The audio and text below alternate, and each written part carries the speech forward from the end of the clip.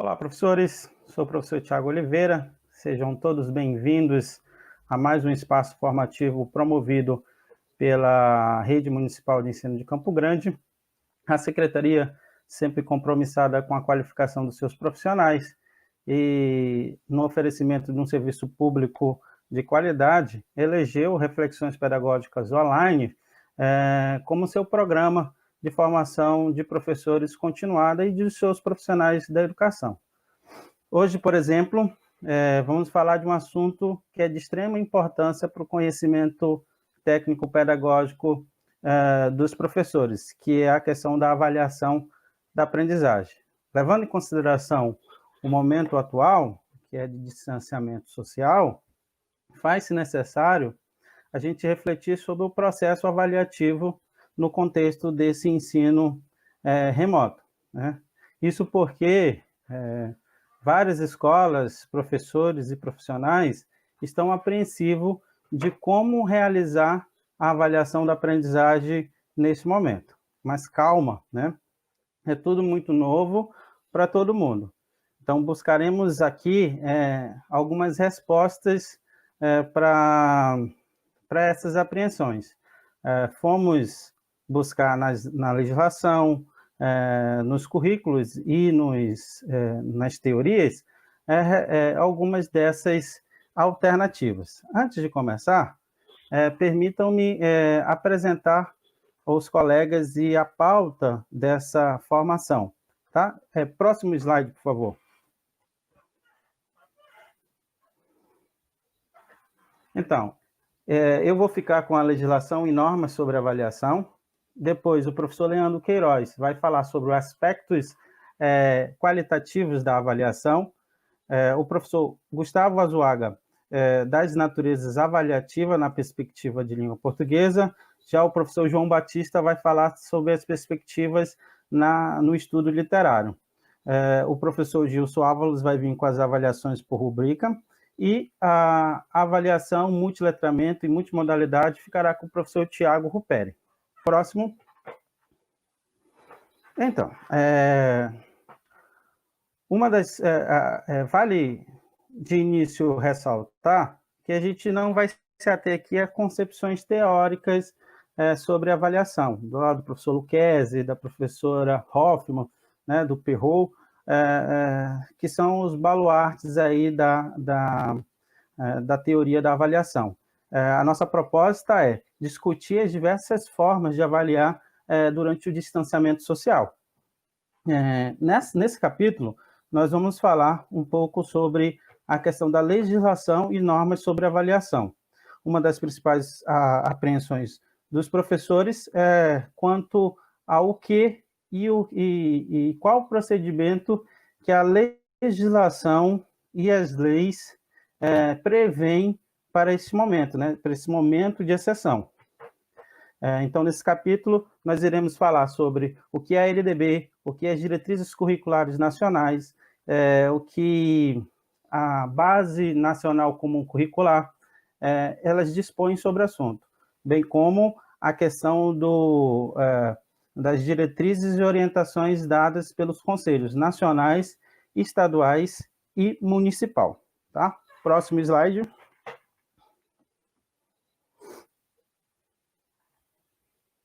Vamos começar pela LDB. A LDB, ela não prevê nenhum processo avaliativo específico, né, para esses momentos de exceções, mas ela prevê uma flexibilidade das suas normas e regras, principalmente quanto à carga horária do professor, a carga horária do aluno, desculpe, e a questão das atividades pedagógicas, né? Em casos de calamidade pública ou estado de emergência, que é o nosso caso. Isso ficaria à disposição do chefe do executivo por meio de decretos, regulamentar isso, né? Ou por meio de portarias do Ministério da Educação ou dos conselhos nacionais, estaduais e municipais, tá? Contudo, a LDB, ela traça diretrizes bem claras sobre a questão da avaliação. ela diz que a avaliação ela deve ser contínua, cumulativa, e os aspectos qualitativos sempre devem prevalecer sobre os aspectos quantitativos. Ela traz a percepção da avaliação formativa, né? E essa percepção de avaliação, ela deve, sempre que possível, ser aplicado nesse momento também, tá? Porque a LDB quis aqui não concentrar a avaliação em um instrumento específico, por exemplo, uma prova ou um exame, mas deve-se levar todo o contexto escolar, tá? Próximo slide. Tá, aqui a gente trouxe aqui para vocês o artigo 24, o inciso 5, e a linha A da Lei de Diretrizes e Bases, que vai falar isso: avaliação contínua e cumulativa do desempenho do aluno com prevalência dos aspectos qualitativos sobre os quantitativos e dos resultados ao longo do período sobre os eventuais provas finais. A gente tem aí a avaliação formativa, tá? A perspectiva da avaliação formativa. Próximo slide. Tá. E quanto às diretrizes curriculares nacionais, os DCNs, né? O DCNs, ele não abandona a perspectiva formativa, mas ele também traz a questão da avaliação quantitativa como sendo possível dentro desse universo escolar. O que eu falo de DCNs? Os conhecimentos e as habilidades adquiridas podem ser objetos de avaliação, reconhecimento e certificação para o prosseguimento ou conclusão dos estudos.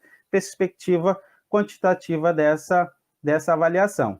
Então, próximo slide. Então, você percebe aí, né, que há uma disposição legal de avaliação formativa, como também da avaliação quantitativa. Próximo slide, por favor. E quanto à BNCC, professor, como é que fica a avaliação na BNCC? A BNCC ela foi inspirada pela LDB, né, quanto à questão da avaliação formativa, né, de se avaliar todo o contexto. Na avaliação, ela traz até uma nova linguagem para isso. Ela vai chamar isso de avaliação processual, avaliação do processo de ensino-aprendizagem. Eu não posso focar em um procedimento específico, mas eu preciso, sim, analisar essa questão de forma global e integral. Os exercícios, a participação, outros instrumentos que não seja apenas a prova e o exame. Próximo slide. E aí a gente tem a questão das avaliações, a análise global dessas avaliações. Próximo slide, como eu estava falando para vocês. Não se concentrar apenas em um tipo de procedimento avaliativo.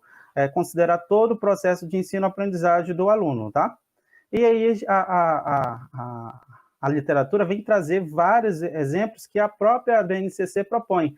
A questão do feedback 360 é uma técnica, né? É uma avaliação em grupo que tem o objetivo de analisar os estudantes em âmbito individual e grupal, né? Essa avaliação de forma geral, de forma em grupos, né?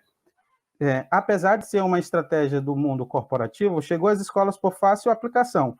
Para isso, é preciso elaborar um formulário com perguntas que estimulem a reflexão, orientar os alunos a fazerem a autoavaliação com base nas perguntas, solicitar a apresentação das respostas e indicar a turma para avaliar os colegas. Entre as diferentes possibilidades, é possível avaliar o desenvolvimento do estudante em um projeto ou período, ou a colaboração entre vários membros da equipe, né? Próximo slide. O portfólio é uma outra alternativa que se pode utilizar como avaliação, né?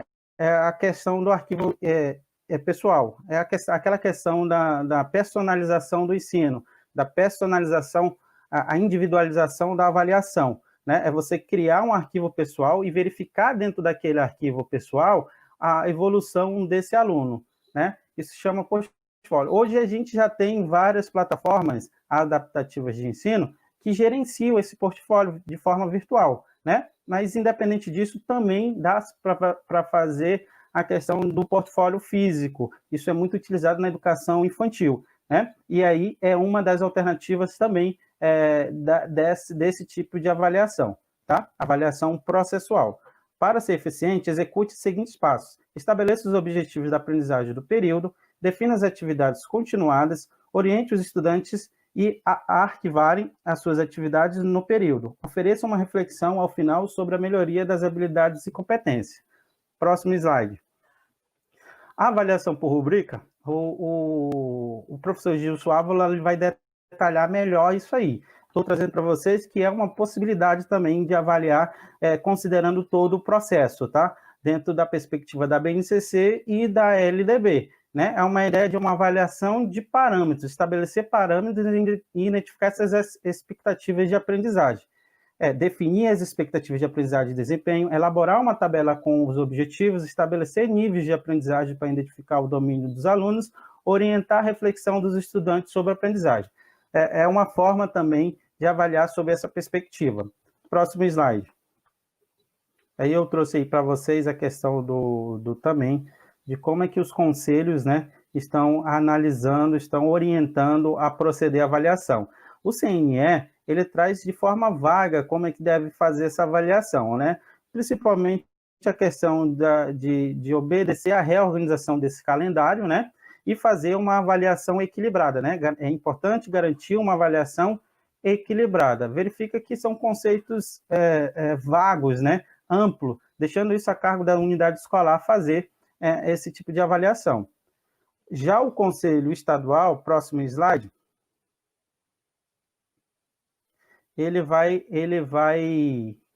o Conselho Estadual ele vai estabelecer que as atividades não presenciais, ela vai valer tanto para a questão do calendário, como também para se avaliar o aluno. Então, ela vai entrar dentro dessa questão da avaliação processual, tá? Próximo slide. O Conselho Municipal de Educação. O Conselho Municipal de Educação, no parecer 40/2020, agora de 3 de junho, ele estabelece que o ensino fundamental e médio, as avaliações dos estudantes sejam realizadas no retorno das aulas, como forma de dar maior fidedignidade ao processo de aprendizagem e favorecer os estudantes que tiveram dificuldades na realização das atividades pedagógicas não presenciais, observando as diferentes formas, instrumentos e critérios da avaliação. Esse é o parecer, é a orientação do Conselho Municipal que devem ser seguidos por nossas unidades escolares. O professor Leandro Queiroz, ele vai dar continuidade à nossa explanação, falando sobre a avaliação qualitativa, né? O aspecto qualitativo da avaliação, tá? Próximo slide. O professor Leandro Queiroz vai dar continuidade a partir daqui. Vou repetir um pequeno atraso no delay, eu acho, né? Vou repetindo, então. Olá a todos, sejam bem-vindos ao Reflexões Pedagógicas Online. Meu nome é Leandro, sou doutorando na área de Linguística e Semiótica e vou falar um pouco sobre os aspectos formativos, não é, qualitativos da avaliação. E só justificando, aproveito, na verdade, para justificar o meu uso da máscara, que eu estou aqui no Marco, né, o Museu de Arte Contemporânea de Mato Grosso do Sul. Bom, dando início, então, à nossa formação, eu vou abordar alguns aspectos epistemológicos, ontológicos, metodológicos que envolvem os processos avaliativos do componente curricular língua portuguesa, sem deixar de lado, obviamente, um fator educacional mais amplo, né? Os contextos educacionais que estamos envolvidos, como nesse momento do ensino emergencial, não é, do ensino remoto. Bom, inicialmente eu quero ressaltar esses dois primeiros pontos. O primeiro é que a avaliação pode ser abordada a partir das várias correntes teóricas, dos vários autores, dos vários contextos educacionais em que os atores estão inseridos, né? Bom, mas sem entrar nessa seara de corrente teórica e dos vários autores que pensam a partir de uma determinada posição, no meu ponto de vista, a avaliação deve ser uma reflexão demorada sobre a prática, né? Em que é um componente complexo e dinâmico, como fazendo parte de um processo mais amplo, né, de ensino-aprendizagem. É uma etapa fundamental, é uma etapa axial, porque é a partir dela em que o professor vai poder intervir no processo, né? vai poder, enfim, controlar de forma mais consciente todo esse processo mais amplo. Nessa perspectiva, então, a avaliação é um meio e não um fim. Outro ponto que eu quero ressaltar é que a avaliação está diretamente vinculada, ou deveria estar, à aprendizagem. Ou seja, eu quero dizer com isso que as formas de avaliação estão vinculadas a como eu concebo a aprendizagem.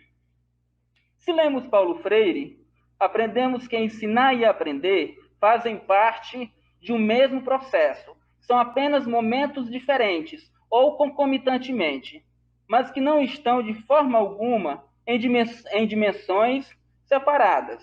É a ideia de lifelong learning, ou então aprendizagem ao longo da vida. A ideia de que aprendemos continuamente, não é?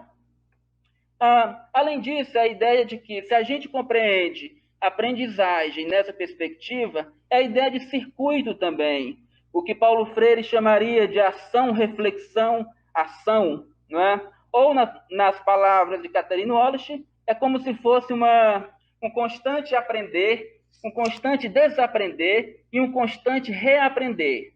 É como se eu constantemente precisasse estar aprendendo a desaprendendo para reaprender de outros modos, de outras maneiras, a partir de outras perspectivas. Então, nesse contexto, a gente pode se questionar o que avaliar nesse momento e como avaliar, uma vez que os alunos se encontram no ensino remoto, né, com outros espaços de aprendizagens, com outras temporalidades na aprendizagem. Então, nesse contexto de emergência mesmo, não é? A gente pode se questionar como avaliar e o que avaliar. Isso acontece devido ao fato de que, tradicionalmente, a escola tem focado as competências cognitivas. Nessa perspectiva, talvez não faça tanto sentido eu exigir do meu aluno que ele saiba, por exemplo, definir ou classificar, ou uma oração subordinada, adjetiva, restritiva ou explicativa. Esse é um exemplo, né, de como, quando você foca na habilidade cognitiva. Talvez isso não seja tão produtivo nesse contexto em que estamos vivendo. Nós podemos, então, focar as competências socioemocionais. E a exigência de a escola trabalhar as competências socioemocionais não é nova, já remonta do final da década de 90, no mínimo. E aqui eu lembro do relatório da Unesco, exatamente do final dos anos 90, coordenado por Jacques Delors, em que lá nós temos os 4 pilares da educação, que é o aprender a conhecer, aprender a fazer, aprender a ser e aprender a conviver. Quando eu foco no aprender a conhecer, eu estou focando a habilidade cognitiva, por exemplo. Quando eu foco no aprender a conhecer, a conviver, na verdade, e o aprender a ser, eu estou focando as competências socioemocionais. Então, nesse momento, nós podemos focar justamente no aprender a ser e no aprender a conviver. Próximo slide, por favor.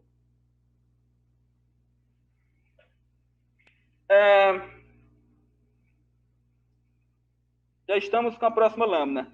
Então, só para termos um exemplo, se a gente observa a palavra respeito no nosso referencial curricular apenas no caderno de linguagens, essa competência, esse vocábulo, vai aparecer no mínimo 78 vezes. A palavra colaboração vai aparecer no mínimo 61 vezes. E assim nós vamos ter várias outras habilidades e competências que podemos abordar, avaliar e trabalhar nesse momento de ensino remoto, de ensino emergencial, não é?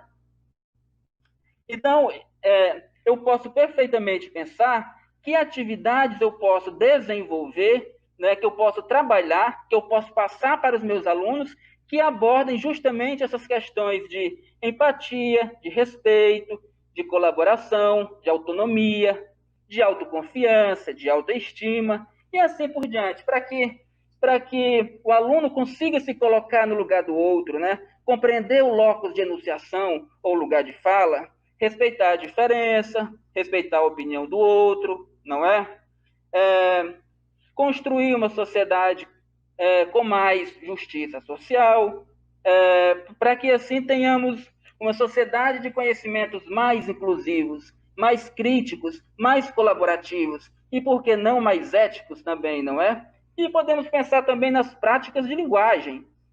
Que prática, por exemplo, e aqui eu me refiro ao caderno de atividades, que as escolas passaram, disponibilizaram, estão disponibilizando também para os alunos, e que eu posso pensar justamente que atividades lá estão que eu posso trabalhar essas questões. E lá há muitas atividades com esse intuito, não é? Inclusive, eu toco no ponto que é da ampliação conceitual.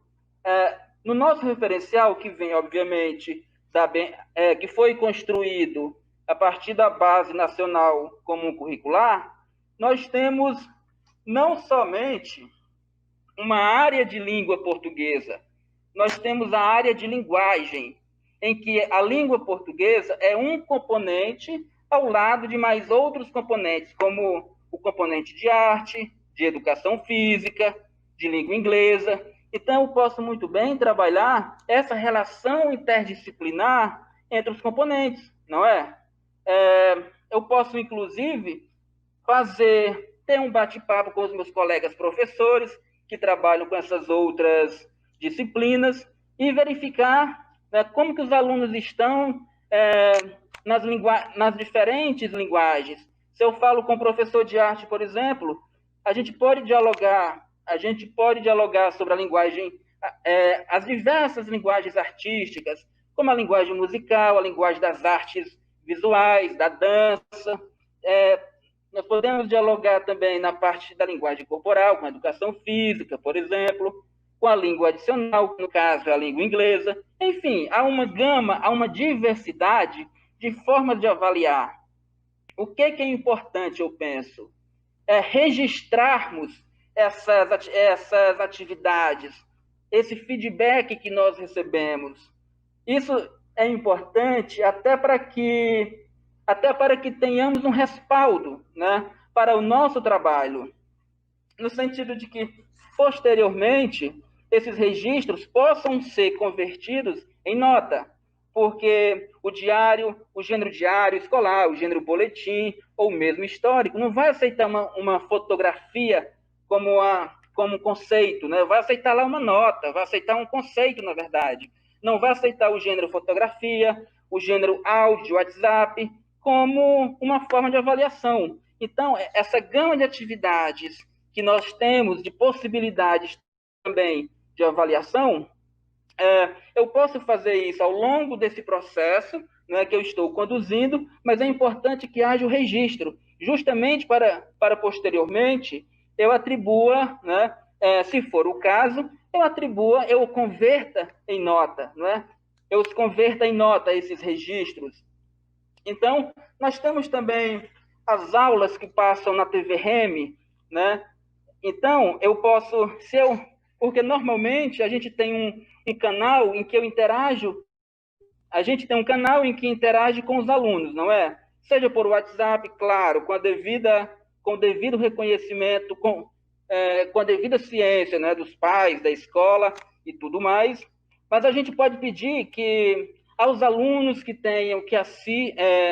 assistem, que gostem das aulas da TV Remi, que façam, por exemplo, um resumo, né, um comentário, ou mesmo uma resenha crítica. Enfim, eu posso pedir diversas atividades nesse sentido, em que o aluno pode me enviar ou por WhatsApp ou por outra plataforma, qualquer que seja ela. Isso é um registro de uma atividade. Então, dessa forma, eu posso converter em nota, caso seja preciso.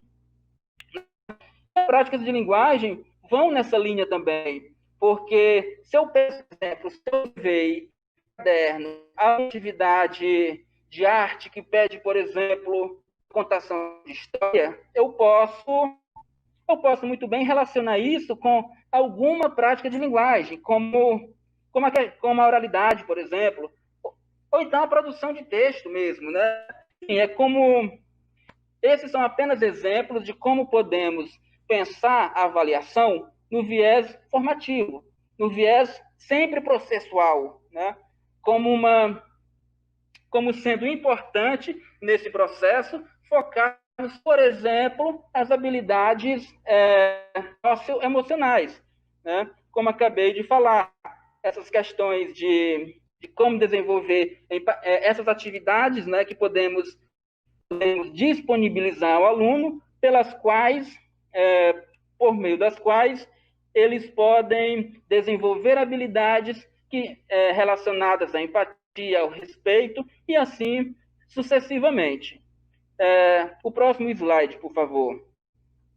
E com isso, eu não quero dizer que nós estamos fazendo isso porque nós somos bonzinhos, porque nós temos dó dos alunos, que é injusto reprová-los nesse momento, que eles não têm culpa da pandemia e tudo mais. Não é por isso. É porque nós temos um respaldo, tanto legal, normativo, quanto pedagógico mesmo.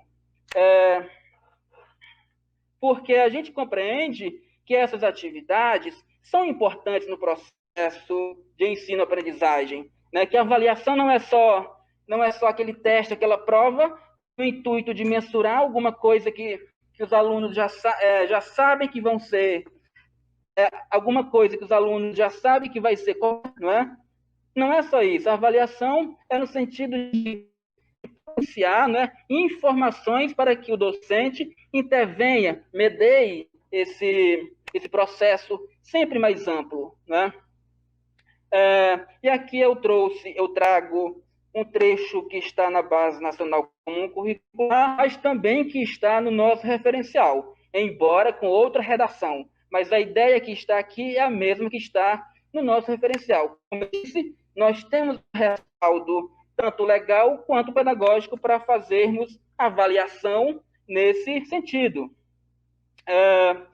Que é o seguinte, nós podemos construir ou devemos, né, construir e aplicar procedimentos de avaliação formativa de processo de resultado que levem em conta os contextos e as condições de aprendizagem, tomando tais registros como referência para melhorar o desempenho da escola, dos professores e dos alunos. Ou seja, nada melhor do que o nosso contexto atual, não é? E esses registros vão servir de respaldo para que se haja necessidade, em um momento posterior, comprovemos o nosso fazer pedagógico, digamos assim.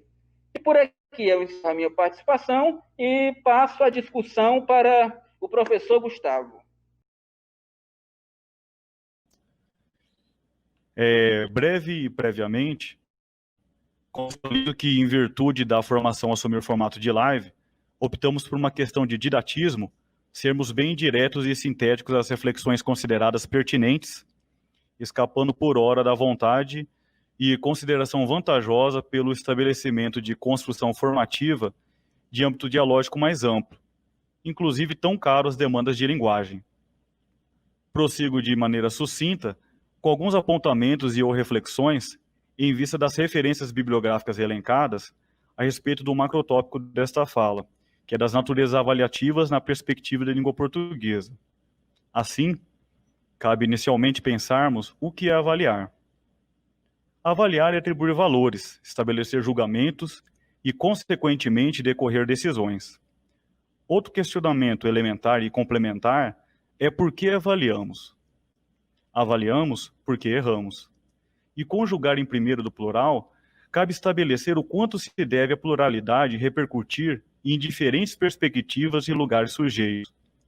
Uma vez que se há avaliação, supõe-se o ente avaliador e o que está na condição de avaliado, e a depender da concepção sobre o ato de avaliar, haverá uma tendência de entender que ela cumpre a superar mais o erro de um ou de outro, e até mesmo de maneira mais equânime, ou seja, de ambos, ainda que o olhar frente às constatações e aos critérios para esses partícipes esteja uma disputa entre o crítico e o criticado, pelo seu poder legitimador. Grosso modo, a avaliação deve propiciar para o aluno avaliado o convencimento de suas necessidades de aperfeiçoamento. Não deveria ser, tanto para o professor e para a escola, o classificar de maneira preponderante, contudo abranger para o aprendiz a possibilidade de reconhecer-se e entender se os seus resultados envolvem mais algo que está em consolidação ou apenas o reflexo performativo. A escola traz um registro de uma constatação, a partir de uma visão crítica, mas que não cabe dar conta de toda a extensão crítica legítima, caso não haja diálogo que possa reparametrizar o que foi valorado.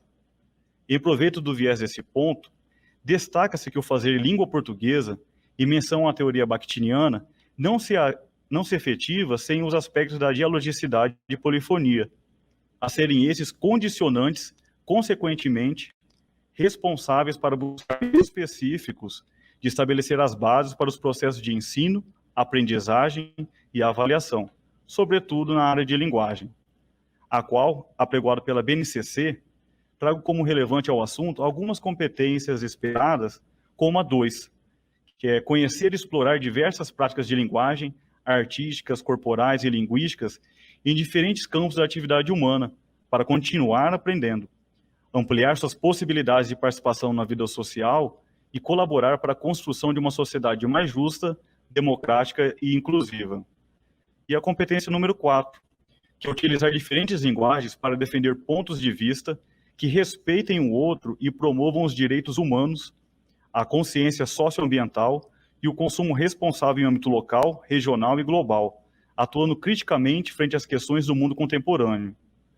Ademais, específicas para a língua portuguesa, fala-se na competência 1, compreender a língua como fenômeno cultural, histórico, social, variável, heterogêneo e sensível aos contextos de uso, reconhecendo-a como meio de construção de identidades de seus usuários e da comunidade a que pertencem. Na 2, fala-se em envolver com maior autonomia e protagonismo na vida social. Na 5ª, ou 5, empregar as interações sociais, a variedade e o estilo de linguagem adequados à situação comunicativa, aos interlocutores, ao gênero do discurso ou os gêneros textuais.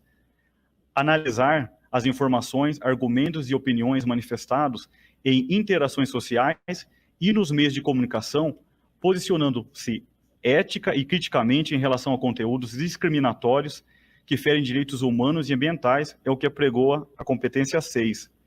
E, por fim, na 7ª, reconhecer o texto como lugar de manifestação e negociação de sentidos, valores e ideologias. Dessas perspectivas, fica mais evidente que cabe considerar que nem tudo é instrumentalmente mensurável, a julgar por se estabelecer proximidade cognitiva do ato avaliativo com leituras interpretativas profundas, haja vista o que se destaca a taxonomia de Bloom a respeito desses processos. Voltando ao bojo da especificidade do componente curricular em pauta, justifica-se o porquê de certos instrumentais, muitas vezes denominados provas, só conseguirem contemplar uma mensuração limitada e assimilatória de convenções gramaticais, cabendo à prática de análise linguística não se confundir com o estudo da gramática, mas ser movimento para um aprendizado indutivo gramatical. Frente a isso, nas palavras de Lívia Suassuna, Geraldi julga que as tentativas de construção de conhecimentos, com erros e acertos que lhes são inerentes, importam e ensinam mais do que o estudo dos produtos de reflexão gerado pelos gramáticos, sem que deles saibamos os critérios e as razões. Diz ainda o mesmo autor que aquele que aprendeu a refletir sobre a língua é capaz de compreender uma gramática, já que essa é essencialmente resultado de uma reflexão sobre a língua. Já aquele que nunca pensou sobre a língua é capaz de decorar uma gramática, mas nunca compreenderá o seu sentido. Então, o que queremos é algo... Aliás, se o que queremos é algo além de performance e, sim, de capacidades reflexivas para atuarmos rumo à autoria ou de forma coautoral para a sustentabilidade, urge defendermos nossa capacidade de estabelecermos critérios fundamentados para avaliar os estudantes, ainda que impliquem uma não padronização em todos os níveis a cada aluno, em virtude da própria heterogeneidade dos sujeitos e do dialogismo que conseguimos estabelecer, a fim das compactuações de expectativas pelo aprendizado. Assim, como o perfil do nosso referencial curricular é muito menos de restringir caminhos ou fluxos, e mais de alargar horizontes por percursos diversos, pontuo, entre aspas, a última reflexão, se até mesmo na literatura de referência sentirmos uma carência de exemplos práticos de possibilidades avaliativas valorosas para cada habilidade, bem como não ser a pretensão do formador definir uma exatidão naquilo em que a riqueza do objeto esteja justamente em sua maleabilidade, seja oportuna a carência de parâmetros dogmáticos para o fortalecimento da autonomia e autoria, né, do professor na construção, manutenção e legitimação do ato de avaliar. Claro que, para isso, não se apregou aqui que seja uma produção de critérios completamente independentes ou unilaterais, mas que a partir das subjetividades possam ser conectados e ganhar novas vazantes, além do que se tem represado de sujeitos e instâncias externas ao processo avaliatório fremente. Sem mais, eu agradeço pela atenção e fiquem agora com o camarada, o professor João, que abordará as perspectivas avaliativas na IEL.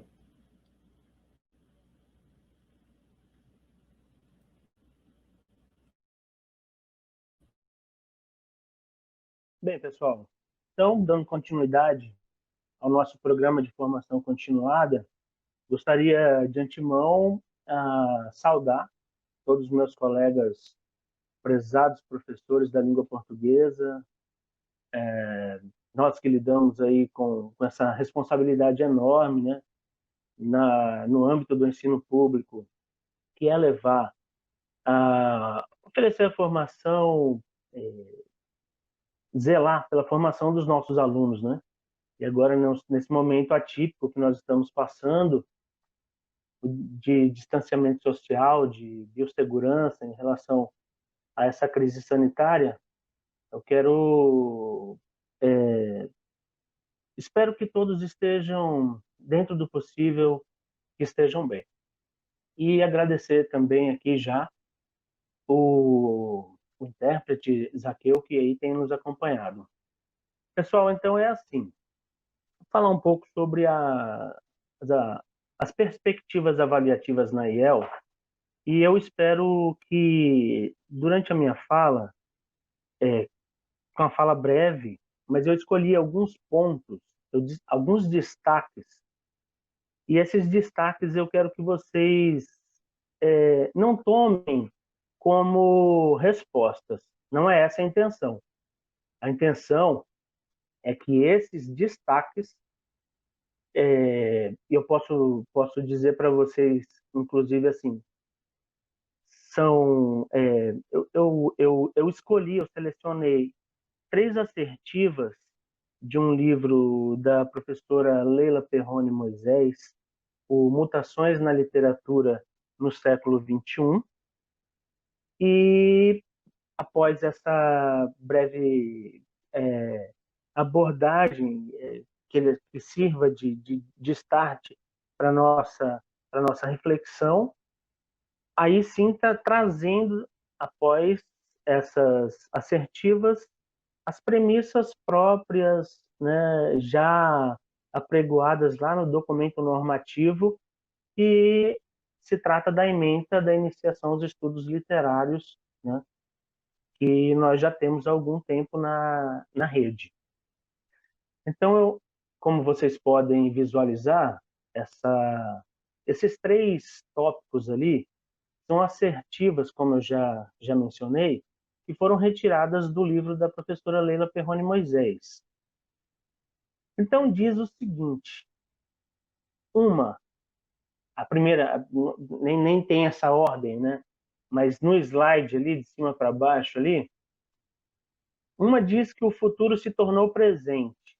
E aí eu faço o convite a vocês, meus colegas professores da IEL e da língua portuguesa, pensem comigo se de fato isso... E aí eu vou até fazer uma brincadeira assim, né? Transformar esse futuro se porque ela faz uma afirmativa, né? O futuro se tornou presente. Isso está diluído dentro da narrativa da professora Perrone Moisés. Mas a brincadeira que eu faço é que eu pego essa fala da professora e convido que vocês façam uma reflexão agora, transformando isso num questionamento. E aí, colega? O futuro se tornou presente? O momento que nós passamos não é, pelo menos para mim, parece-me, é um momento singular, né? Desafiador e que mostra que nós devemos agir, pensar agora de uma forma dar encaminhamentos, direcionamentos nas nossas práticas de ensino, pensando na iniciação dos estudos literários, de um modo, de certa forma, abrupto, né? Então, eu vou deixar aqui essa reflexão, porque, como já vocês puderam observar pela pauta, depois de assistir a gravação, ao vídeo, nós teremos um momento do chat, né? E eu acho que é uma oportunidade para a gente aí sim conversarmos, né? E aí dialogarmos sobre isso. A segunda, que é a ideia de uma nova ordem inevitável. Por que me chama a atenção esse ponto?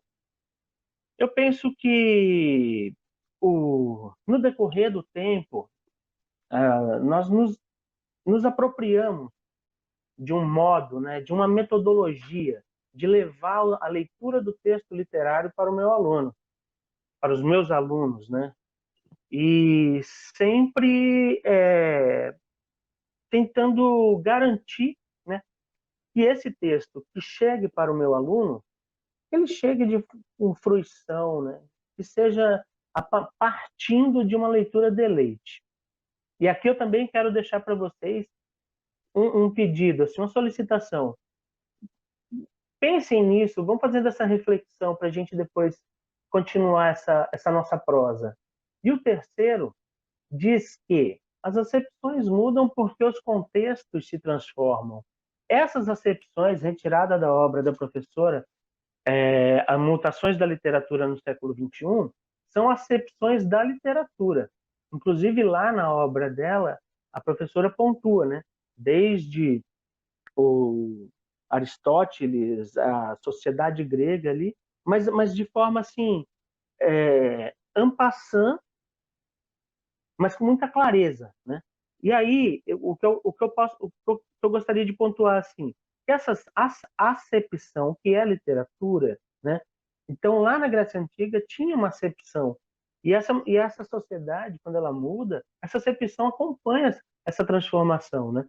Tanto que depois você, no século XIX, por exemplo, com toda a questão da Revolução Industrial, aquela questão na Europa, então a literatura exercia um papel dentro desse contexto social, histórico ali, já diferente, né, de outros que ela perpassou, e isso vem acompanhando à medida que a conjuntura histórico-social, né, também se modifica. E eu acredito que a gente está passando por um momento histórico também de uma transformação. Eu vou pedir, por gentileza, o próximo slide, que ele diz agora, no próximo slide, então aqui já é um recorte, esse é um excerto retirado da nossa ementa da iniciação aos estudos literários, e eu trago porque ele diz assim: tratar da avaliação no ensino de literatura significa superar que o texto ocupe um espaço para verificação da eficácia do uso da linguagem. Eu penso que nós que nos familiarizamos, né, com essa busca, essa promover a leitura do texto literário, eu penso que é um ponto assim que pode ser interpretado como óbvio, puxa vida, né? Superar que o texto ocupe o espaço de verificação apenas de uma eficácia da língua, né? Do uso dessa linguagem. Então, extrapolar as janelas e os sentidos, que os efeitos de sentido, as riquezas, os elementos que um determinado texto literário, quando nós, professores, escolhemos, né, os textos, nós escolhemos com uma finalidade, nós temos a nossa justificativa. E quando isso chega para os nossos alunos, né, e nós conhecemos dentro do contexto de aula, né, seja aula presencial ou agora que nós estamos vivendo esse ensino remoto, nós conhecemos os nossos alunos e temos ciência de como é que ele consegue, nós professores identificamos, né, que ele vai soltando algumas amarras em relação, vai se desprendendo dessa questão apenas de alinhamento a uma estrutura da língua. Não. O texto tem muito... tem não é uma função, mesmo porque, como eu falei, ele tem ele toca, né, o aluno. Então, você percebe que ele provoca. O texto literário ele é provocador, né? Trabalhar com literatura, como dizia meu orientador, grande orientador que eu tive, a literatura não é mansa, né? E é nessa não mansidão que a gente reconhece, né, como é que os nossos alunos vão se desenvolvendo e vão se apropriando dessa linguagem ligada à literatura. Eu vou pedir para passar o próximo slide. O objetivo maior da avaliação é engajar o estudante na leitura literária e dividir esse engajamento com professores, colegas e comunidade de leitores. Isso aqui está no letramento literário do professor Hildo Cosson, né? E consta no corpus da nossa ementa. Eu penso que vem agora aqui como um lembrete, né? Essa questão da avaliação, porque dentro do processo didático-pedagógico, nós estamos... não tem como também dissociar, né? Ainda que a literatura ela tem essa natureza, né? Que é uma leitura prazerosa, de fruição, deleite, mas dentro de um contexto escolar, né? Então o processo de avaliação ele vai caminhar junto, né? Eu vou pedir agora o próximo slide. E o próximo slide ele vai dizer que a realização da avaliação em diferentes etapas do processo de leitura, né? Sobre essa realização da avaliação em diferentes etapas. E aqui, essas diferentes etapas, elas são premissas, né? Estão lá no documento normativo da ementa aos estudos literários, e são 4 etapas, assim, a gente pode falar de 4 etapas. Pode passar esse slide, por gentileza. Que aí nós vamos ver de que trata, né, ou cuida cada etapa dessa. Então, na primeira etapa, deve-se checar o andamento da leitura, que ajuda o mediador e seus alunos compartilharem impressões iniciais ou até em obras de maior extensão, rever as hipóteses lançadas. Então, de certa forma, é uma dinâmica que nós estamos um pouco acostumados, porque isso aqui dentro do nosso plano de aula, né, do meu planejamento, quando eu proponho, né, iniciar uma prática leitora com o meu grupo discente, eu devo, sim, dentro dessa dinâmica, dos encontros, né? À medida que essa prática de leitura vai se desenvolvendo, vai se desenrolando, já é nosso, né? Nós estamos um pouco habituados a fazer alguns ajustes, né? Tem leitura que pode não despertar, ou tem leitura que leva um pouco mais de tempo. Determinado texto, ele pega o aluno mais para frente, né? E esse é um olhar próprio do professor, né? Nós temos esse olhar. E ali coloca-se, por exemplo, né, esse checar o andamento da leitura como uma pedra angular mesmo, né? Eu entendo que nós não quando a gente escolhe a questão dos textos literários, nós ficamos também um pouco ansiosos para saber sobre a receptividade, né, que o grupo vai ter. Porque e é assim, né? E, às vezes desperta apenas em alguns alunos, tem textos que tocam todo o grupo, e isso é muito interessante. Então, isso está colocado como o primeiro momento ligado, de fato, aqui a esse processo avaliativo. Vamos para a segunda etapa, segunda e terceira etapa, que está no próximo slide. Então, na segunda e terceira etapas, o objeto avaliado deve ser a discussão e o registro da interpretação.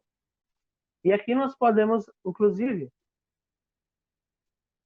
destacar a importância, né, dessa discussão, né? Pensar um pouco nessa discussão, no debate que eram realizados na sala de aula, no pátio da escola, entre turmas ou entre os grupos dentro da sala de aula. Então, essa segunda etapa, ela cumpre com o aluno externar, né? Ele deve externar suas impressões acerca do objeto lido. E a terceira, ela vem junto ali, que aí seria o registro depois, né? E eu penso, inclusive, que essa segunda etapa, ela é bastante pertinente e ela não deve, eu penso, não precisa de pressa, né? Porque há que se esgotar, né? Permitir que os alunos se posicionem, né? Que eles façam suas ponderações, façam suas considerações, o que acham da obra, de que forma ele enxerga, que análise ele faz a partir da opinião do colega, né? E aí, passado isso, né, esgotado, então, não sei se essa palavra ela é só no sentido de permitir que essas considerações sejam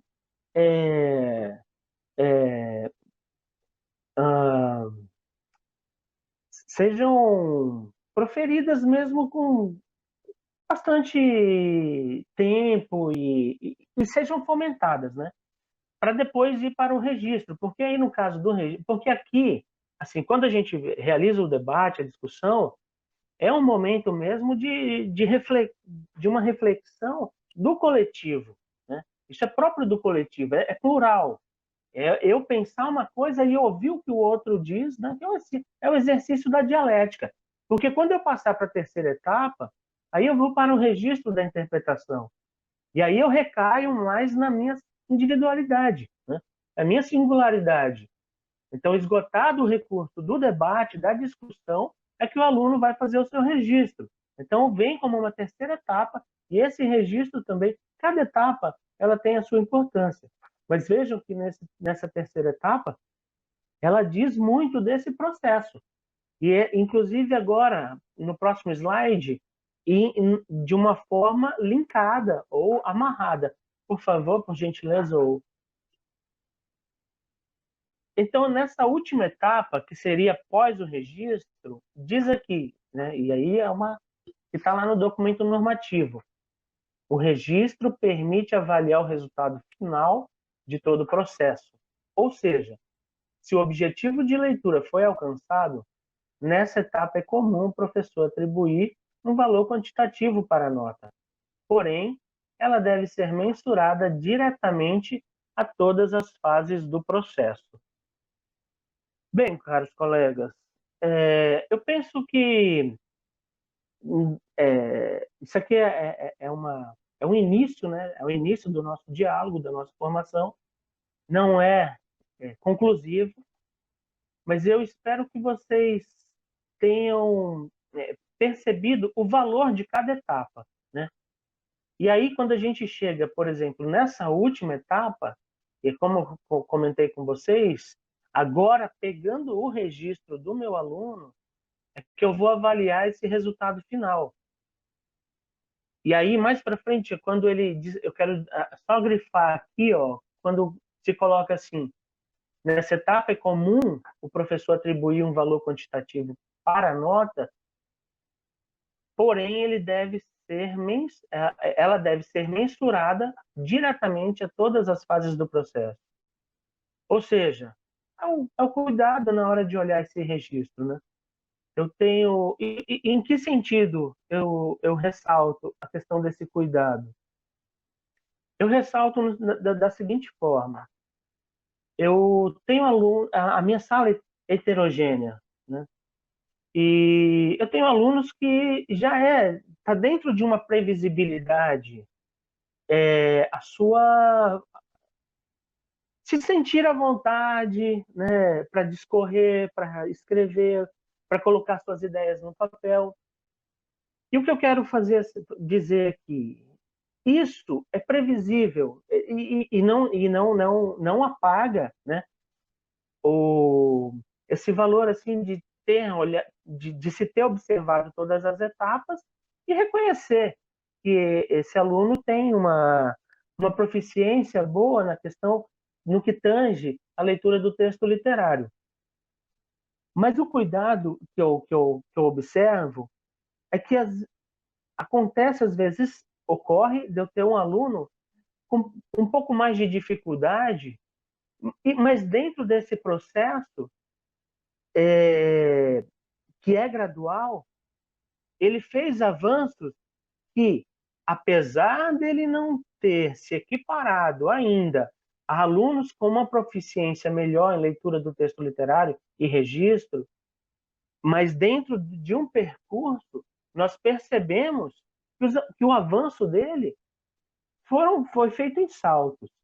Então, eu vou fechar minha fala aqui, pedindo para vocês, solicitando assim, que façam, sabe, pensem nessas questões, façam uma reflexão para que oportunamente, no momento do chat, a gente possa dinamizar e até continuar essa nossa prosa.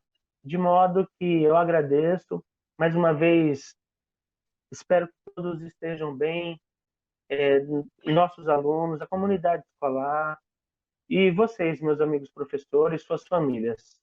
Um terno abraço e eu passo a palavra agora para o professor Gilson Ávalos. Boa tarde, professores. Depois da fala do professor João Batista sobre as perspectivas avaliativas na iniciação aos estudos literários da REME, sigamos comigo, professor Gilson, conforme já anunciou o professor João, para falarmos um pouco sobre avaliações por rubrica. Em tempos atuais, elas vêm a calhar.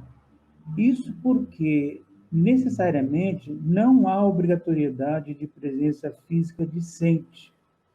Também podemos dizer que não se trata de novidade, já que muitos de nós, quem sabe, já fizemos ou fazíamos avaliações por rubrica, pois trata-se de anotações, fichamentos. Tais registros diferem das avaliações por rubrica porque hoje se trata de ferramentas de avaliação formativa com objetivos de registrar expectativas de desempenho, de qualidade da aprendizagem, e tipicamente são compostas de linhas e colunas. Próximo slide, por favor. Vejam aí, aqui é apenas um exemplo. Não se ater, por favor, este é o caminho único, salvador, de jeito nenhum. É apenas um exemplo para o professor se embasar. E conforme já disse o professor Oliveira, existem várias formas, né, vários objetivos, conforme leremos aqui. Veremos, aliás. Então, as linhas são usadas para definir os diversos critérios utilizados para avaliar uma atividade, seja mensal, seja bimestral, seja semestral. As colunas são usadas para definir níveis de desempenho para cada critério. Rubricas primam por autoavaliação, podendo ser em grupo. No entanto, em consideração ao ensino remoto, podem ser apenas do aluno pelo professor. Próximo slide. Existem várias formas de rubricas, com variados critérios, dependendo dos objetivos do professor para aqueles objetos ou objetos do conhecimento. Porém, o foco deve ser sempre o estudante, que é o protagonista de sua aprendizagem, bem como o foco também no processo e no desenvolvimento da ação. Próximo slide, por favor.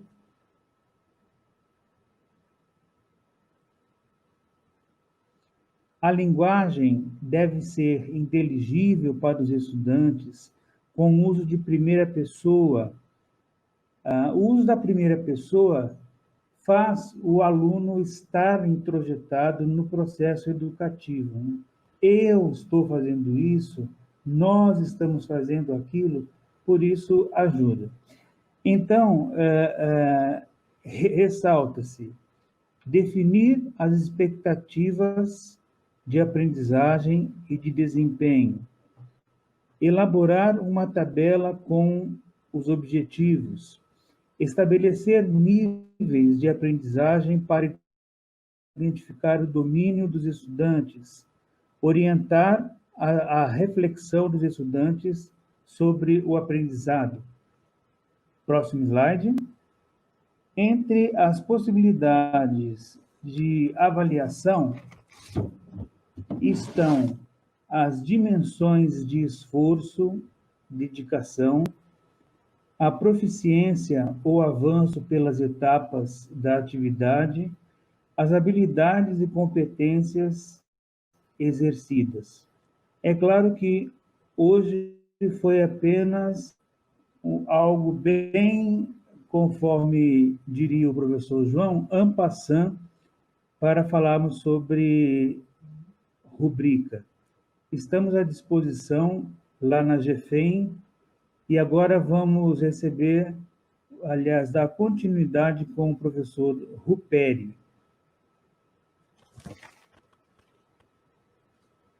Muito boa tarde a todos, a todas, os nossos professores que nos acompanham nas formações presenciais.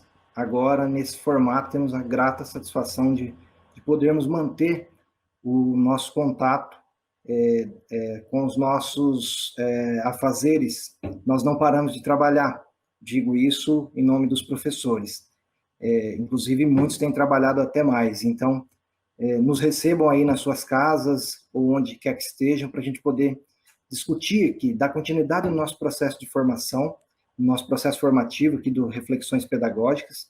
Então, agradeço aos colegas que me antecederam, tenho a difícil missão de concluir essa fala.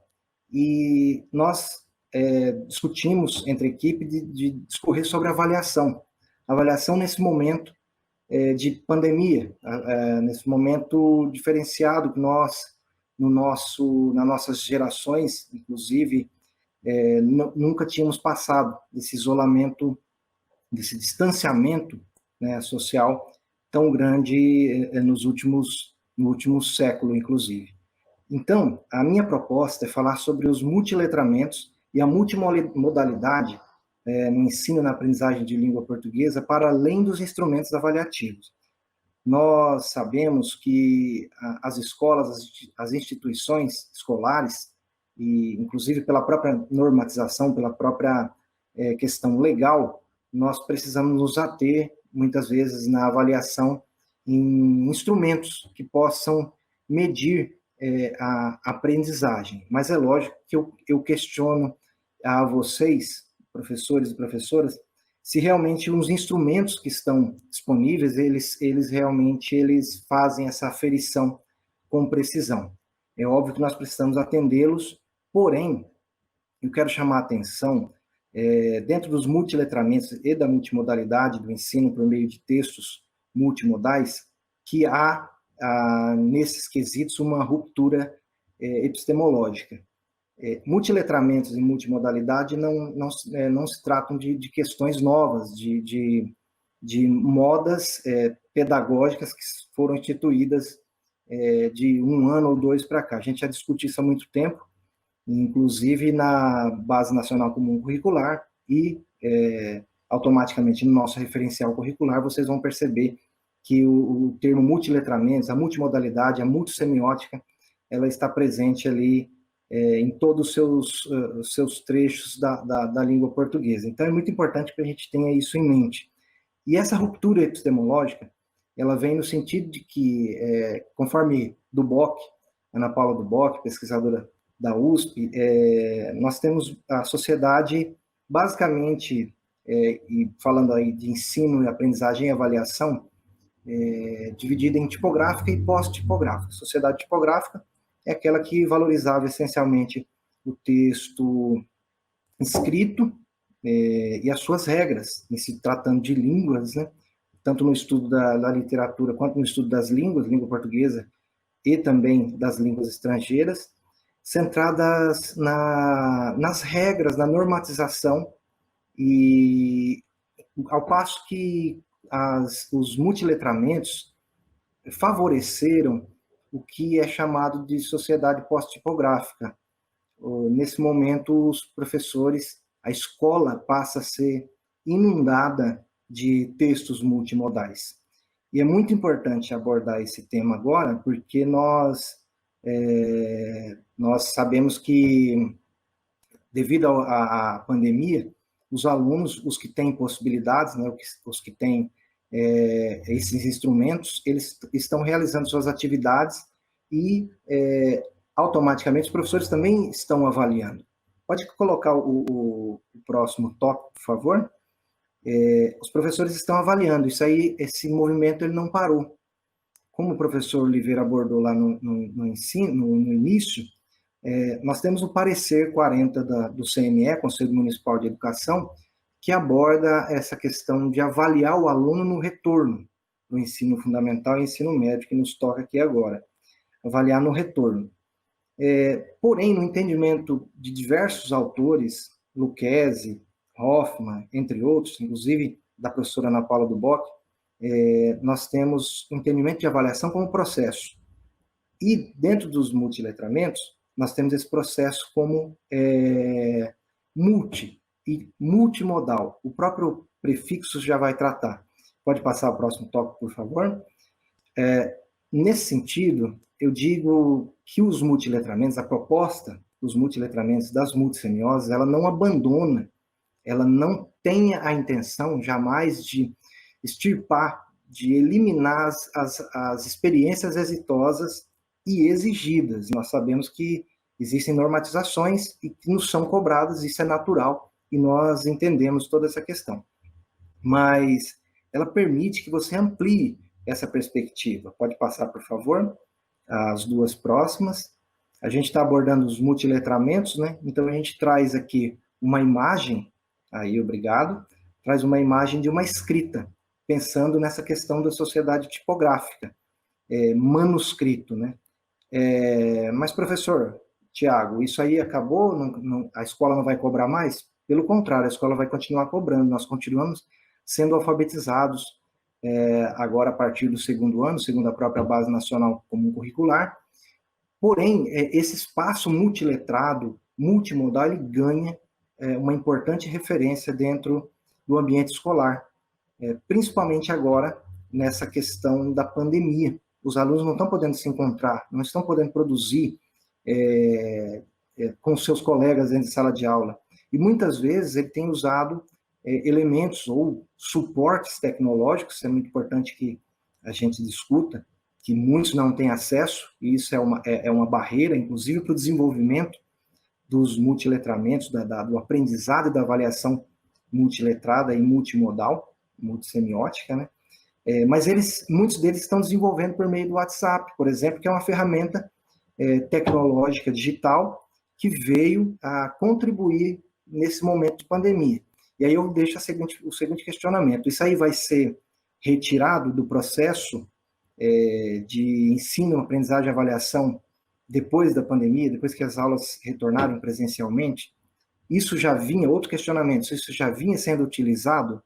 Então, o ensino e avaliação na era pós-tipográfica, ele traz elementos como compartilhamento, distribuição do conhecimento, ao passo que na era tipográfica havia concentração e uma autoria um tanto quanto individual. Nós avaliávamos o aluno de forma individualizada. Não que isso não ocorra agora, mas a perspectiva dos multiletramentos e da multimodalidade, ela oferece, ou permite, pelo menos, que a gente consiga avaliar o aluno remotamente e também que a gente consiga avaliá-lo no grupo. Por exemplo, quando você propõe a produção de um vídeo, quando você propõe a produção de um podcast, que é a gravação de um áudio, inclusive agora com a ferramenta do WhatsApp, isso é muito comum, até para a questão da celeridade, então muitos preferem usar o próprio áudio. Isso não deixa de ser um podcast. Vamos supor que você está trabalhando, por exemplo, um anúncio com os seus alunos, e você pede para que eles produzam uma propaganda, um áudio, um podcast falando sobre determinado produto, que, por exemplo, ele pode criar. Isso também está previsto no nosso referencial, né? Então, na perspectiva dos multiletramentos, não se avalia apenas os saberes linguísticos, mas inclusive a dimensão ética, estética, entre outros. O aluno ele não vai ter mais o foco principal, por exemplo, quando a gente trabalha nanoconto, eu vou avaliar a fluidez desse aluno, eu vou avaliar a potência de ideias desses alunos. Talvez a escrita dele, talvez a normatização, a parte linguística, a normatização da língua, ela não esteja ainda perfeita. Nós, inclusive, escrevemos textos, dissertações, teses de doutorado, e muitas vezes vamos rever o que nós escrevemos e nos deparamos com diversos equívocos da norma dita padrão da língua portuguesa. Então é importante que fique esse registro também. Pode passar os próximos tópicos, por favor. Só para concluir, então, pessoal, a minha fala chamando a atenção para essa questão dos novos e dos multiletramentos, tá? Instrumentos como músicas, as paródias, que sempre foram trabalhadas nas escolas, elas são instrumentos multimodais, que podem ser utilizados para avaliação. Como o parecer do município, do Conselho Municipal de Educação, ele diz que é para esperar o retorno, para que seja avaliada, e eu digo, é uma perspectiva mais de instrumento, uma coisa mais palpável, na visão dos pareceristas, a gente, por outro lado, coloca que essa avaliação ela pode ser no processo, ela pode ser nesse desenvolvimento e multimodal, e multiletrada. Ou seja, ele pode escrever, ele pode manter aspectos da era tipográfica, mas ele pode ampliar também. Isso cabe muito ao professor nesse momento, porque diversos pareceres do Conselho Nacional, do Conselho Estadual, do Conselho Municipal, eles trazem, muitas vezes, não falam a mesma língua no sentido de avaliar o seu aluno. Então, eu vou recuperar a fala aqui também dos meus colegas, que isso seja registrado, que toda essa avaliação e esses suportes tecnológicos digitais, eles têm como gravar isso aí, inclusive ferramentas como o Hangout, do Gmail, o próprio Meet, o Skype, o WhatsApp, né? São ferramentas que registram, que você consegue ter o registro daquilo que foi trabalhado com o seu aluno. Então, nesse processo, a gente amplia essa perspectiva e você está respaldado com os registros de sempre que a gente normalmente traz na educação, na avaliação educacional. Então, se o ensino e a avaliação, se o ensino na era pós-tipográfica, ele pode ser ampliado, ele pode ser ressignificado, não abandonando as práticas exitosas da era tipográfica, a avaliação também deve ser repensada. Então, basicamente, pessoal, é isso que eu tenho para trazer para vocês hoje. Nós vamos depois ficar disponíveis, né, ao chat, para que a gente possa esclarecer, que a gente possa trocar ideias. E eu agradeço imensamente os professores que estiveram aqui até esse momento. Em nome da professora Elza, secretária municipal de educação, em nome do professor Leonel, tá? E dizer para vocês que essa formação, ela ocorre em etapas. A primeira etapa seria, no caso, esse vídeo, essa formação online, para que depois a gente possa partir para a etapa 2, que é a leitura de um texto que nós vamos disponibilizar no nosso blog. O endereço está logo abaixo ali, ó, língua portuguesa, cemed.blogspot.com, esse é o endereço do nosso blog. Em breve nós disponibilizaremos o artigo Avaliação da Aprendizagem de Línguas, né, e os Multiletramentos, de Ana Paula Duboc, da USP. E a etapa 3, pessoal, nós enviaremos pelo e-mail que vocês fizeram a inscrição, ou também pelo blog, uma atividade reflexiva sobre o que foi tematizado nessa live aqui de hoje, tá? Então, nós agradecemos, em nome da equipe de língua portuguesa, os meus colegas que me antecederam, tá? Nós temos as referências bibliográficas aqui.